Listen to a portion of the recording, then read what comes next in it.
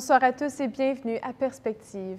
Ce matin, place Saint-Pierre, le pape François a livré son enseignement du mercredi dans la salle Paul VI au Vatican.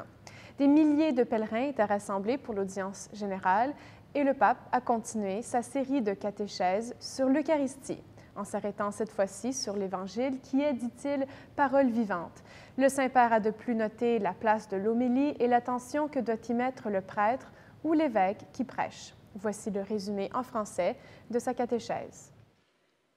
Frères et sœurs, comme les mystères du Christ éclairent toute la révélation biblique, ainsi, dans la liturgie de la parole, l'Évangile est la lumière qui permet de comprendre le sens des textes bibliques qui l'ont précédé.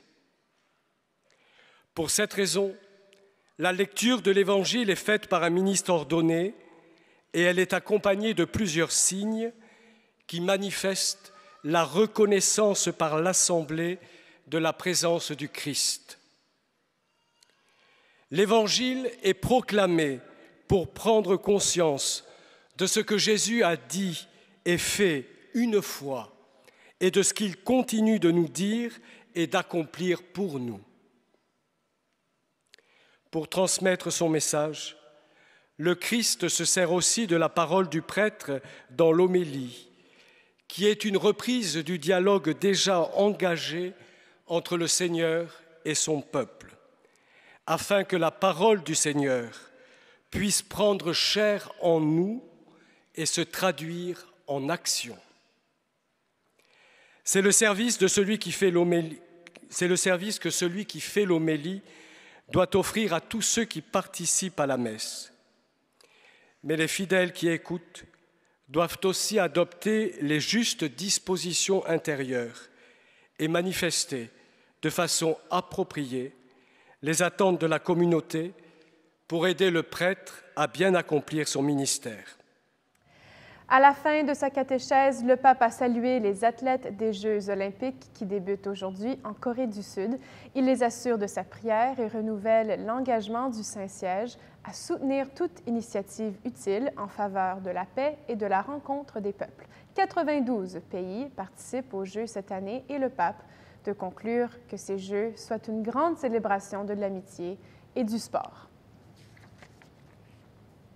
Aujourd'hui, le Saint-Père a envoyé un message de condoléances aux victimes du séisme qui a secoué une ville au Taïwan hier.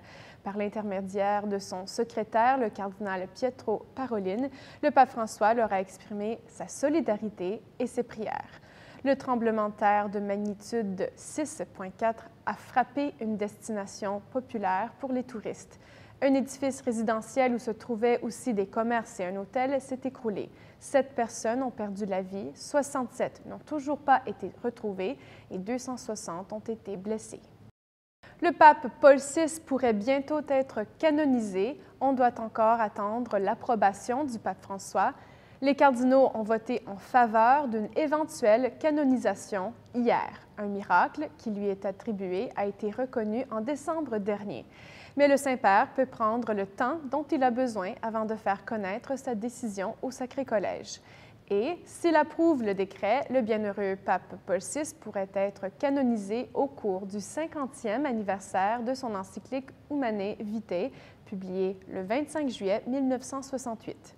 Paul VI avait été béatifié à Rome pendant le synode des évêques en 2014. Le pape émérite Benoît XVI affirme être en pèlerinage vers la maison. Dans une lettre adressée au quotidien italien Corriere della Sera, il partage avec les lecteurs qu'il vit un pèlerinage intérieur pour ce dernier bout de route, parfois un peu fatigant, dit-il, en raison du déclin de ses forces physiques. Mais il est entouré d'un amour et d'une bonté qu'il n'aurait jamais pu imaginer. Depuis 5 ans, le pape émérite vit au monastère Mater Ecclesia au Vatican. Il aura 91 ans en avril prochain.